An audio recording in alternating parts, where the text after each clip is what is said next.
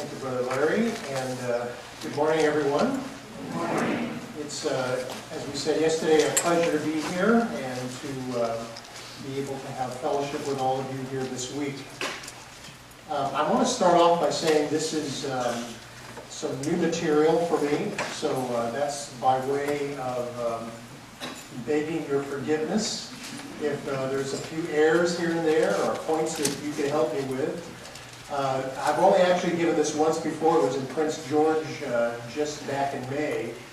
And I just have to kind of tell a story about going through customs, going through Vancouver. It was really strange. As Mary Kay and I were going through customs, the customs officer really started interrogating me as to what we were doing going up to British Columbia. And instead of just saying we're going to visit friends, which would have been probably the smart thing to say, I told him we were going up for a church gathering, and he asked me why. I told him I was speaking. I guess that triggers for them a concern that you might be taking income away. And so they didn't ask me whether I was being paid for it or anything, but he started asking me questions about, well, what's your topic? And I told him, well, it's about the period of time, about the Second Temple period, kind of dealing from the period of, let's say, Ezra, all the way through the period of time of Nehemiah. And he said, he asked me a couple more questions, and finally he said, well, why did you pick that topic? And I didn't say it, but what I really wanted to say was because I didn't know better. It covers a long period of time, and I just want to say by disclaimer here, we're not going to be able to deal with all of the material. And one of the things that for me has been quite interesting is really trying to just get a better sense of the history of this period. It's a history-packed area, and it gets us into some of the information about kings of Persia. Some things we need to know, other things perhaps we don't have to know as much.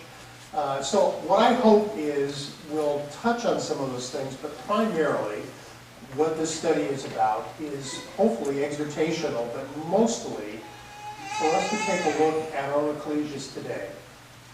And so we'll have a few words about that as we go through. So here are the classes for the week. We're starting off with a call to return home, which is dealing with not only them being brought into Babylon, and then later we see the scenes of Shushan, but also the ability for them to be able to return home, who actually does go home. Also, we'll look at tomorrow, Consider Your Ways, which was a very important message to them, that they needed to use self-examination in their lives. And we're going to argue tomorrow that is probably one of the most important lessons that comes out throughout Scripture, is the issue of don't let self-examination break down.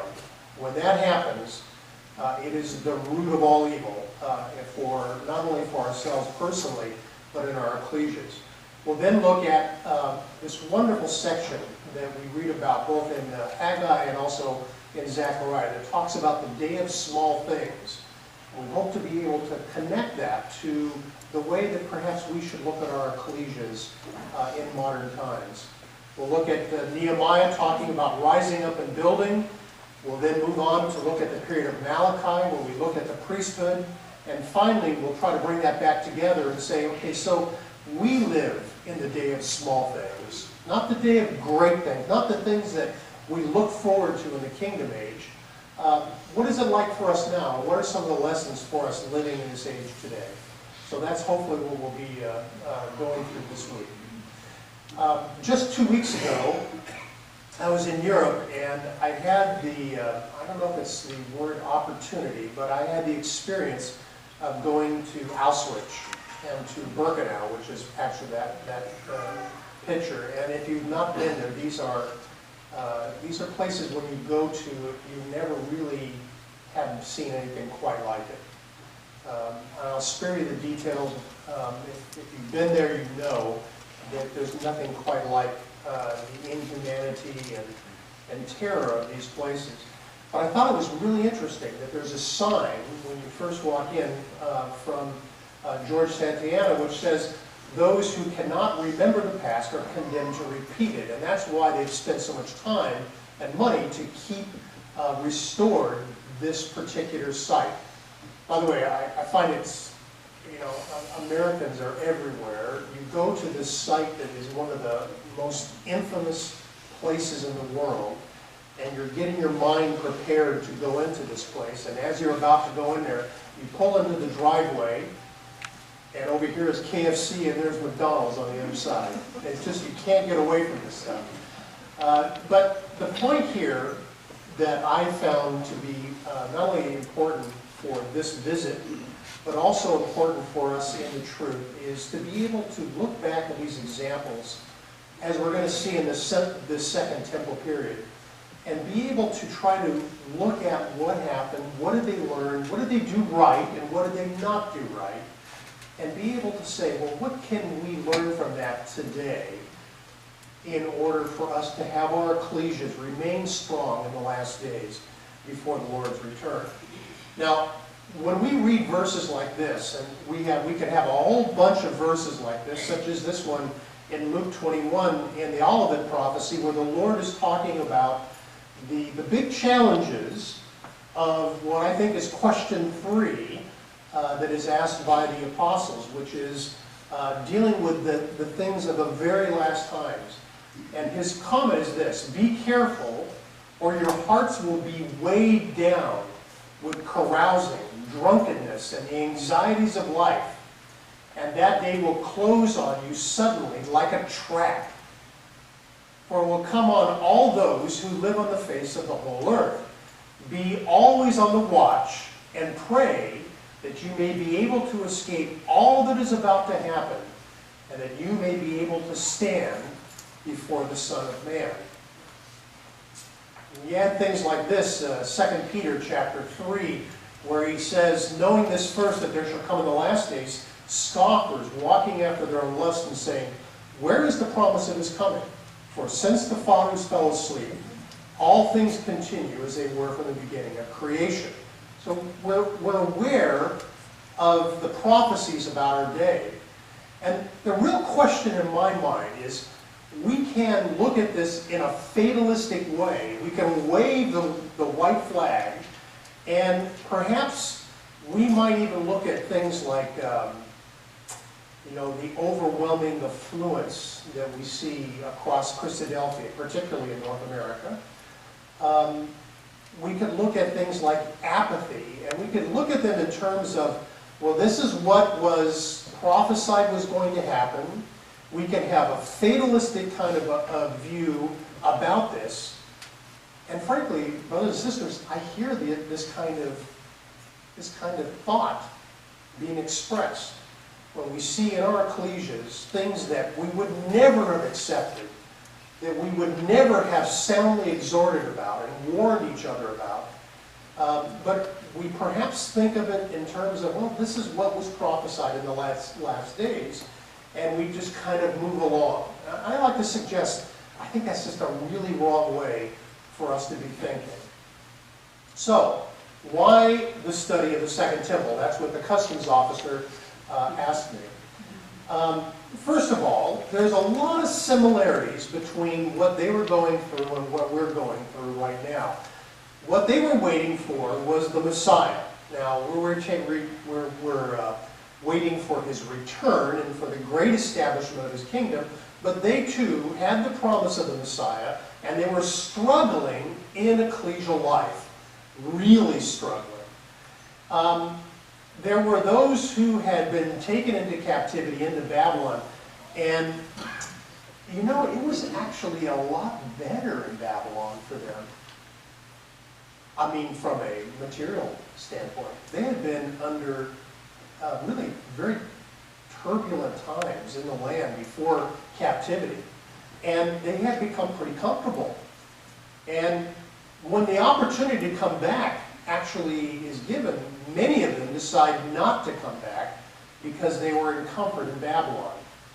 And when the temple is rebuilt, when they finally look at the temple and they say, okay, there are some people who look at it that were alive and saw Solomon's temple and all of its glory and splendor. And when they looked at this temple, it just did not measure up. And it says there are those, it's a wonderful passage, we'll look at it, that the joy and the screaming that was positive was as loud as those who were weeping over the view of how the standard wasn't the same for that particular temple. And some of them, because of that, were disillusioned. When they looked at the temple that was rebuilt, it just didn't measure up. I don't suppose you've ever thought of the ecclesia that way. So we'll look at this when we get into our class tomorrow. And for many, self-examination was absolutely broken. By the time we get to Malachi, it's not only the people who have had their self-examination broken, it's the priests, the ones that are supposed to be warning them, who are serving bread which is moldy, which is inappropriate to be offered. You know, offering the blind lamb, things that you say to yourself, who did they think they were serving? Did they not know that God could tell these things? Well, for them, there was something fundamentally broken, and that was the ability to look inside their own lives and their own hearts and examine themselves. And they were struggling to deal with decay and with apathy. It was all around them. Sounds kind of familiar. And then also, leadership. The very leadership that was supposed to be there to help them stay away from sin, we're going to see actually was enabling them to sin. It wasn't that they were neutral, they were actually enabling sin. So the question about all of these things is, what can we learn from these stories about their reform? I would suggest that that's where we are in North America. Brother Joe and I were having a discussion this morning about how different the truth is in our lifetime. In our lifetime, how we see now that there's, what, Joe, 50% or more that don't speak English in the Christadelphians. Just, think about that, the change that we see in our own lives. But in North America, we're roughly 6,000 to 7,000 Christadelphians. That's not even the size of the number of Christadelphians in Malawi. So how are we supposed to look at North America? Are we supposed to look at North America, well, it's too bad, things passed us by, and we're just going to have to hold on, or we look for reform? And that's really the message I hope will come out of these studies. Now, there really are three temples, but there are oftentimes referred to as two temple periods.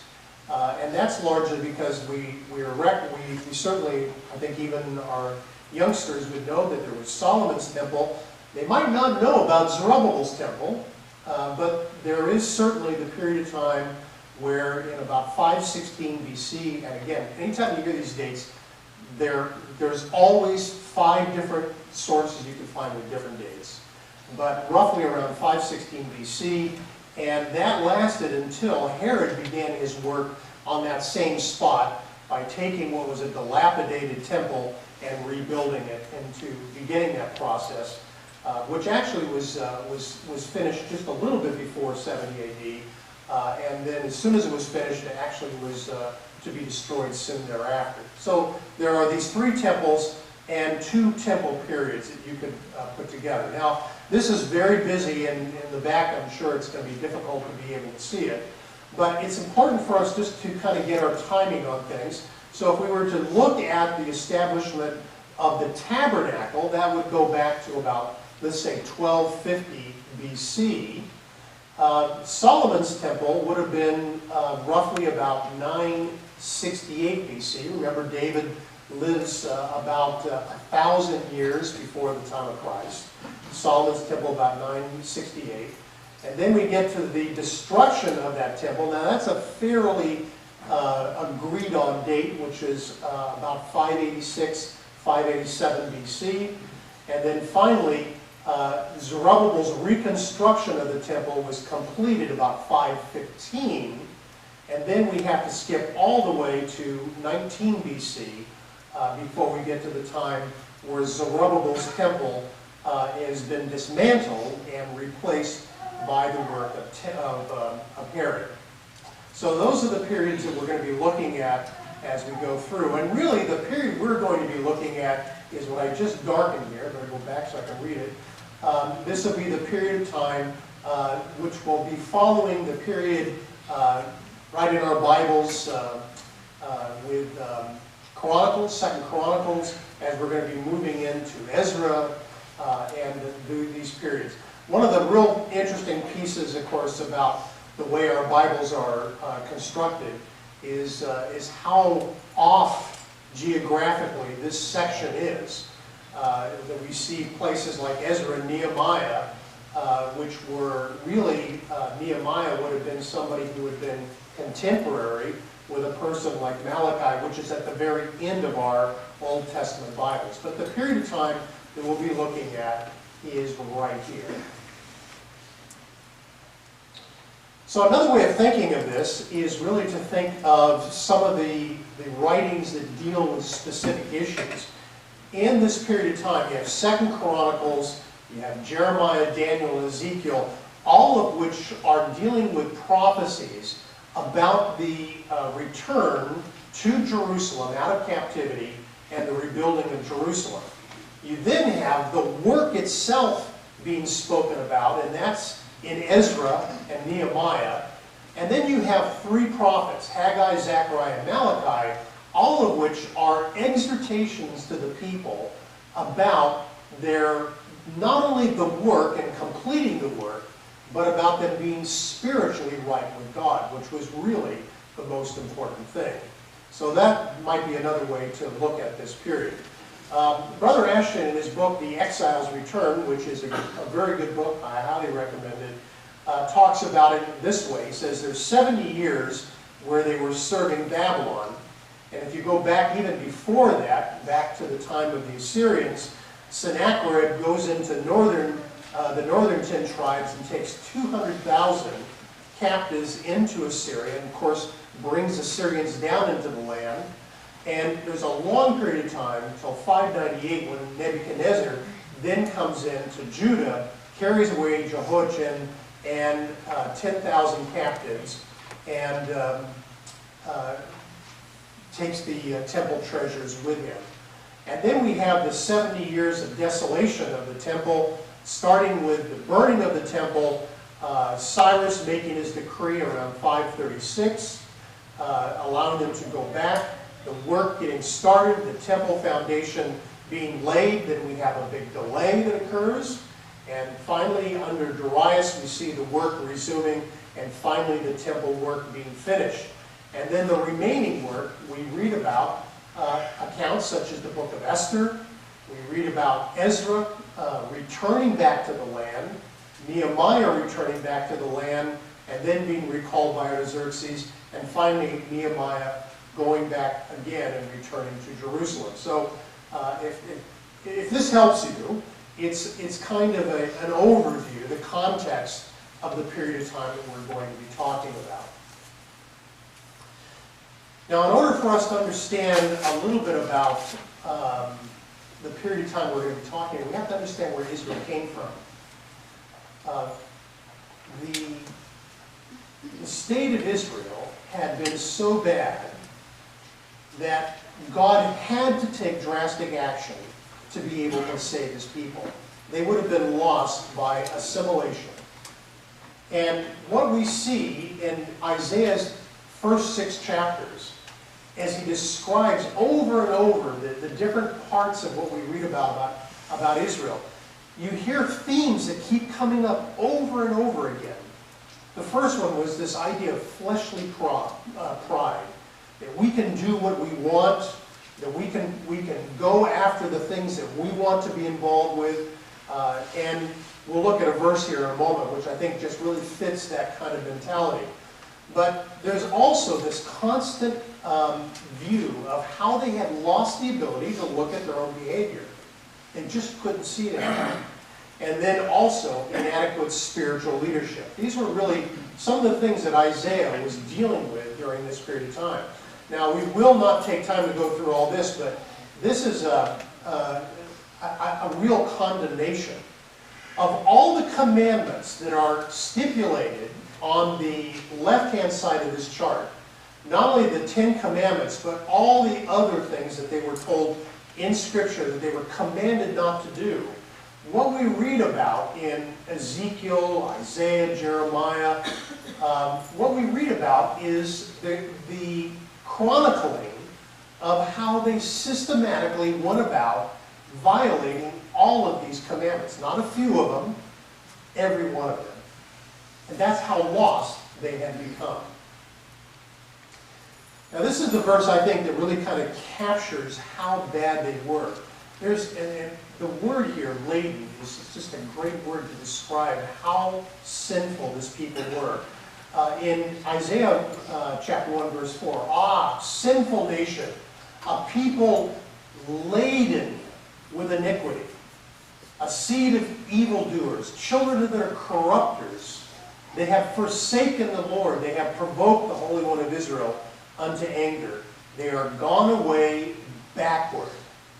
This idea of being laden down, I'm not really sure what country this is from, but I found this picture because you can see that these people not only are laden down, but they're actually, it's beginning to physically impact them. Even when they're not carrying that burden, they're still going to be bent over. And this is really what was going on with the spiritual collapse of Israel.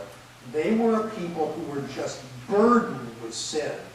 It was something that was something that they were laden with iniquity. Well, we see that in Jeremiah chapter 23 at verse 14 it says, I have seen also in the prophets of Jerusalem a horrible thing." So these are the prophets. They commit adultery and walk in lies. They strengthen also the hand of evildoers, that none doth return from his wickedness. They are all of them unto me as Sodom, and the inhabitants thereof as Gomorrah. So not only were these prophets at the time of Isaiah's day contemptible, but what they were doing is not only participating themselves in sin, but enabling sin and failing to be able to live up to any of the responsibilities to the flock about repentance. So this chart, we'll refer to this a few times, is really kind of what we're going to see as we move through this. We're going to see that in Israel's history, there seems to be a period of time where you see affluence, they're doing well, they're getting comfortable, and that leads to an arrogance, fleshly pride. What comes next? Apathy. What comes next? Apostasy. And finally, when God intervenes, there finally can be reformation. Now the question you might ask yourself is, if we look at our own fellowship, because this is the value to us, if we were to say, well, where do you think we are? Where do you think we are on this? Affluence and arrogance, fleshly pursuits, you might see some of that, right? How about apathy? Any ecclesias out there dealing with apathy in your ecclesias? So just by extension, what's the next big threat you would expect? It's the threat to the very truth that we all hold to.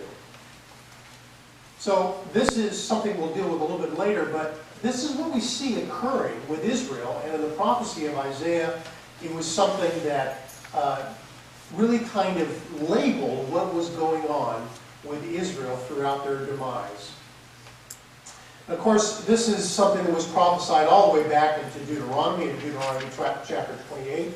We won't read the whole passage, but we're told that in Deuteronomy 28, the Lord shall bring thee and thy king, which thou shalt set over thee, unto a nation which neither thou nor thy fathers have known, and there shalt thou serve other gods, wood and stone.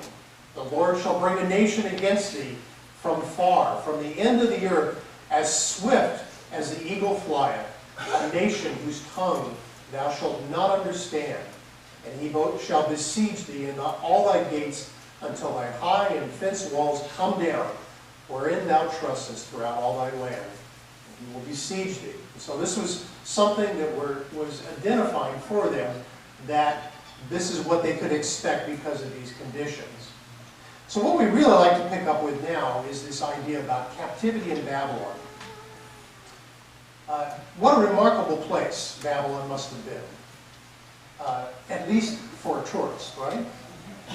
It would have. They describe places like this when you move into Ishtar Gate, which is that big, beautiful blue gate that had the lions on it. That's actually been recreated now in Germany in a museum. It's interesting. They talk about golden paved roads going in. We all know that one of the 7 wonders of the world, the Hanging Gardens, was there. Incredible wealth, by far the wealthiest nation that had ever been known at that time. And they were taken into captivity. Now there were those who were longing, even though they were in Babylon and all this wealth and things actually started going better for them, there were those who never lost sight of the truth.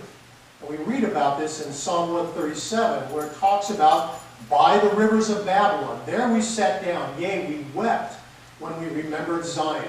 We hanged our harps upon the willows in the midst thereof.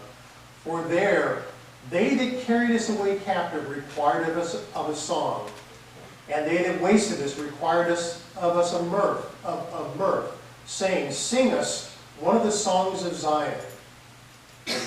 How shall we sing the Lord's song in a strange land? If I forget thee, O Jerusalem, let my right hand forget her cunning. If I do not remember thee, let my tongue cleave to the roof of my mouth. If I prefer not Jerusalem above my chief joy. Now there were some that were in Babylon that felt this way, who stayed focused on the return back to the land, to being able to rebuild the temple for that period of time that they'd heard prophesied to elapse, to allow them to be able to restore themselves as God's people living back in the land. But it's important that they were told that they were sent to Babylon not only for punishment, but for their good. In fact, in Jeremiah chapter 23, and verses 5 and 6, we read this: Thus saith the Lord, the God of Israel, like these good figs, so will I acknowledge them that are carried away captive of Judah, whom I have sent out of this place into the land of the Chaldeans for their good. For I will set mine eyes upon them for good, and I will bring them again to this land, and I will build them, and not pluck them down, and I will plant them, and not pluck them up. So what was going on in Babylon was for their good.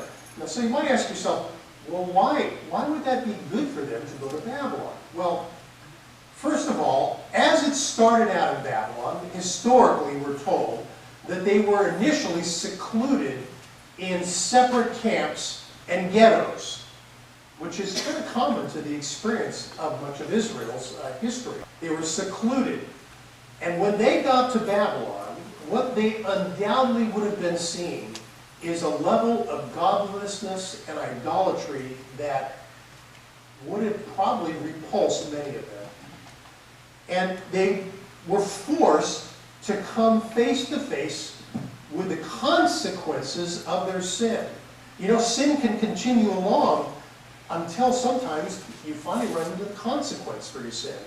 And then it brings it right up into your face to recognize what has actually happened because of your sin. And there would have been undoubtedly an awareness of what they had lost. So I think it's very possible it helped to define and maybe even refine as they were exposed to the idolatry and the fleshly pride of Babylon. And it focused those who were of the right mind, those who talked regularly about the truth, it focused them on how important the return to the land was going to be. This is going to be an important thing for us too, because one of the important things for us in our quest, in our time where we find ourselves living in somewhat of a Babylon ourselves, is to be focused on the promise of the return of the Lord Jesus Christ and a better day that's coming. But this was part of what was going on for them. Now it's interesting though, what began to happen over time is that things started getting comfortable. Well, first of all, Jewish infrastructure established. Eventually there was a place you could go down and get bagels. There was a place you could get anything you were looking for, and it was right there. It allowed them to settle by what was really an irrigation ditch, which is the Kibar River, but it allowed them to build and to farm, and they now reached a standard of living which was better than when they had been back in the land, particularly under the famine that they had had and the ravages of the foreign armies that had been coming down upon them. They're actually living right now relatively free from persecution, and they were able to retain their priests, their prophets, and their elders, and also to occupy houses and really kind of settle into a normal life. Some of you may have a copy of this book by Leon Wood. It's a survey of Israel's history. He said that in Babylon, the thing that was really important for the people was, first of all, that the institutions that they had been used to in Israel, they were able to bring largely and reestablish in Babylon. And they did have a relative amount of freedom of movement. They were able to write and have correspondence privileges back to the people in the land. They were well employed. Many of them did quite well. And they were living in a fertile and well-watered land, right there in that Fertile Crescent area. So, in a lot of ways, it was pretty comfortable. But they were told by God that He was still with them during this period of time. And He tells them that while you're in Babylon, while you've been carried away, I want you to build houses and dwell in them, plant gardens, and eat the fruit of it. Take wives and beget sons and daughters. Regular parts of life. Do this, that ye may be increased there and not diminished. And seek the peace of the city whither I have caused you to be carried away captives. Seek the peace. And pray unto the Lord for it. And for in the peace of it, thereof shall ye have peace. So they were actually to pray for the peace of Babylon, the place that they'd been taken, while they were looking forward to the time of returning back to the land. So the land was restored, but the people had not been cast off. The land also, this is from Leviticus 26, the land also shall be left of them, and shall enjoy her Sabbaths, while she lieth desolate without them. And they shall accept of the punishment of their iniquity, even because they despise my judgments, and because their soul abhorred my statutes. And yet, for all that, when they be in the land of their enemies, I will not cast them away, neither will I abhor them, to destroy them utterly, and to break my covenant with them. For I am the Lord their God, but I will for their sakes remember the covenant of their ancestors, whom I brought forth out of the land of Egypt in the sight of the heathen, that I might be their God. I am the Lord. So Leviticus 26 talks extensively about this, and that He would not break His covenant, but remember it and bring them back into the land. So let's see if we can kind of put this all back together for a moment. Israel had been on the precipice of being completely lost in sin. They were without repair. God had sent prophets to them, and they didn't listen to the prophets. They persecuted those prophets. But God had brought about, because of this, a severe judgment on Jerusalem. And he saved many, and he placed them really in what was an ideal location for them to begin to change the way they think and to be able to be restored to peaceful times. He put them in a land where they could retain their identity and where they could actually prosper. And he placed them in an idolatrous extreme so that they could see just what that looks like, and they could begin to see themselves as a separate people. And what he primarily did is he got them focused not on their fleshly pursuits of the day, but on the future and the promised return. Of course, that then takes us to this Persian window of opportunity. And this is the time where they're able to begin to return back home. Jeremiah 51 at verse 11. Make bright the arrows, gather the shields. The Lord hath raised up the spirit of the kings of the Medes for his devices against Babylon to destroy it. Because it is the vengeance of the Lord, the vengeance of his temple. So the beginnings were to start right away, and that was the time of the Medes. And of course, remember, Jeremiah had been told that they would return back to the land. Don't destroy the deeds, all the things that are the claims that you have of a purchase of a land. Take the evidences. Take the purchase documents. Keep them, because when you return, you're going to go back and you're going to possess your vineyards and your fields and your houses. Well, sounds a little bit similar to what we might think of in our own lives. So what God's doing is he's revealing his plan for the redemption of Israel. And he reveals the nations that are going to be involved. Babylon, the Medes. He doesn't reveal every detail, doesn't tell us every single part of it, but he provides an outline and an understanding of the time frame.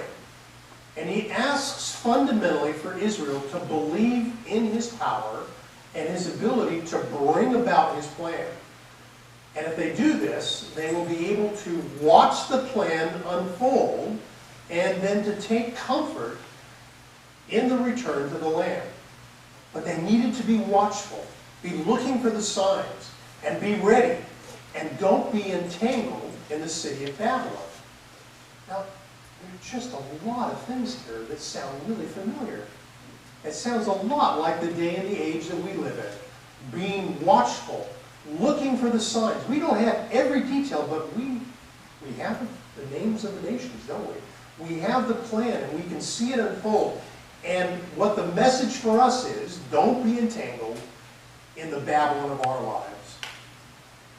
We won't spend much time on this except to say that there are a number of Persian kings that are mentioned in the Bible and some that are not.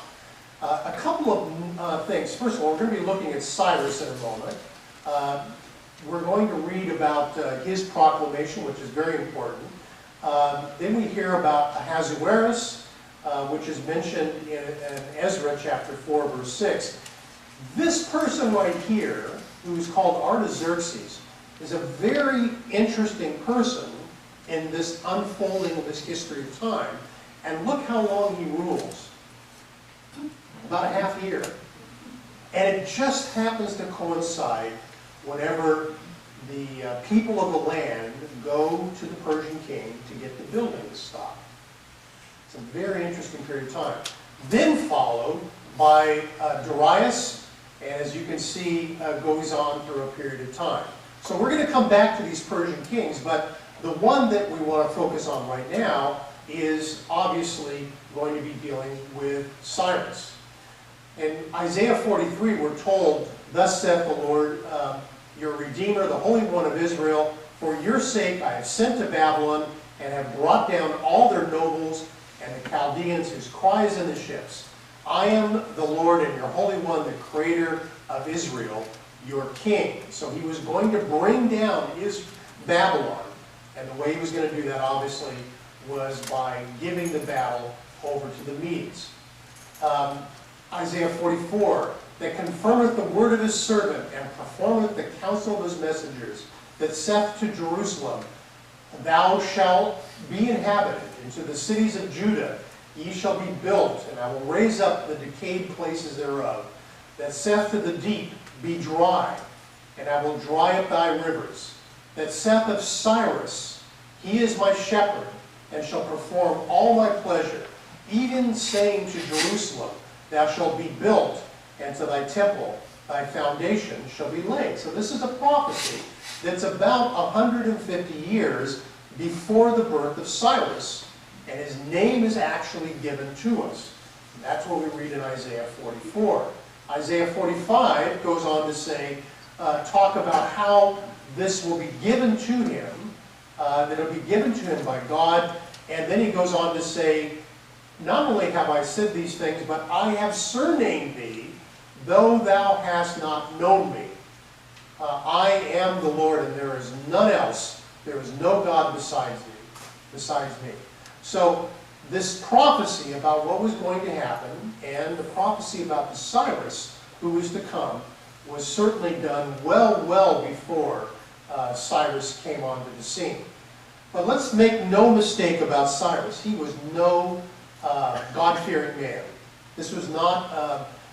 So clearly, he may have been influenced by Daniel, may have been influenced by others who were there, but he certainly was not a man who you would say was a God-fearing man. Even though we have very interesting passages about him talking about how he acknowledged God. But it's interesting that he had lulled the Babylonians into this inactivity because he had gone to war with Lydia, which was a potential ally for Babylon. And he takes maximum advantage of this because there's this developing discontent that's happening in Babylon. And basically what happens is he walks right into the city. The military campaign against Babylon came also almost as an anticlimax. And in the late summer of 539 BC, he and his armies marched into the city. He seized the hands of the statue of the city god of Babylon, and as a signal of his willingness to rule as a Babylonian king and not as a foreign conqueror, he was actually hailed by many in Babylon as a legitimate successor to his throne. So when he came in, he was able to do this in a very wise way. And one of the incredible things that we read about with the Cyrus cylinder, and really about Persia in general, was that this was a great time, if you are of another religion, to be able to practice your religion under these people. This under the Cyrus cylinder from 539 BC, I announced that I will respect their traditions, customs, and religions of the nations of my empire, and never let any of my governors and subordinates look down on or insult them while I am alive. From now on, I never let anyone oppress any others, and if it occurs, I will take his or her right back and penalize the oppressor. I will never let anyone take possession of movable and landed properties of the others by force or without compensation, which is kind of interesting, as he gives back the things that were taken by Nebuchadnezzar from the temple to go back to the land. While I'm alive, I prevent unpaid forced labor. Today, I announce that everyone is free to choose a religion. People are free to live in all regions and to take up a job, provided they will never violate others' rights. That sounds pretty good, doesn't it? And it was a really important condition for allowing the return of Israel back into the land. And of course, we read this in 2 Chronicles, now in the first year of Cyrus, king of Persia, that the word of the Lord spoken by the mouth of Jeremiah might be accomplished. The Lord stirred up the spirit of Cyrus. So this is Cyrus's doings. And he made a proclamation throughout all of his kingdom, and also put it in writing, saying, Thus saith Cyrus, king of Persia, all the kingdoms of the earth hath the Lord God given me, and he hath charged me to build him an house in Jerusalem, which is in Judah. Who is there among you of all his people, the Lord his God, be with him and let him go up. So we have this period of time. Now it's interesting that Daniel was born approximately around 623 BC.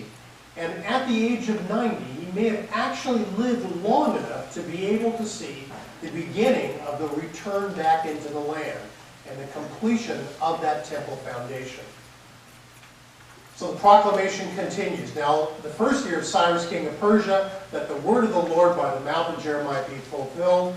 The Lord stirred up the spirit of the king of Persia, that he made a proclamation throughout his kingdom, and put it also in writing, saying, Thus saith Cyrus, king of Persia, the Lord God of heaven hath given me all the kingdoms of the earth. And he hath charged me to build him an house at Jerusalem, which is in Judah. Who is there among you of all his people? Let God be with him. Let him go up to Jerusalem, which is in Judah, and build the house of the Lord God of Israel. He is the God which is in Jerusalem.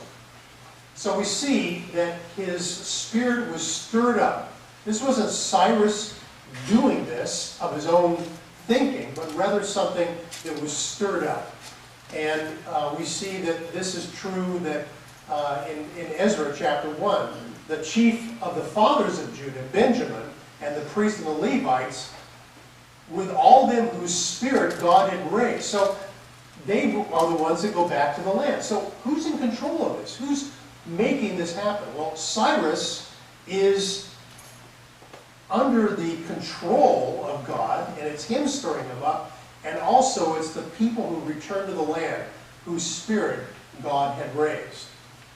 Now there's another additional detail, and we're going to end with this slide here, that in the first year of Cyrus the king, the same Cyrus the king made a decree concerning the house of God at Jerusalem. Let the house be builded, the place where they offered sacrifices, and let the foundations thereof be strongly laid. The height thereof 80 cubits, and the breadth thereof 80 cubits, with 3 rows of great stones, and a row of new timber, and let the expenses be given out of the king's house. You might ask yourself, how did he get all these ideas about what the size should be, and what the cost might be? And also let the golden and the silver vessels of the house of God, which Nebuchadnezzar took forth out of the temple, which is at Jerusalem, and brought into Babylon, be restored, and brought again unto the temple, which is at Jerusalem, every one to his place, and place them in the house of God. I'm going to go one more slide here, which is just, which is to say, actually that's about 4 slides, do you see that? Which was that when they begin to return, what happens, it says, Then rose up the chief of the fathers of Judah and Benjamin, and the priests and Levites, with all them whose spirit God had raised up, to go to build the house of the Lord, which is in Jerusalem. And all they that were about them strengthened their hands with vessels of silver, with gold, with goods, and with beasts, and with precious things, besides all that was willingly offered. Also Cyrus the king brought forth the vessels of the house of the Lord, which Nebuchadnezzar had brought forth.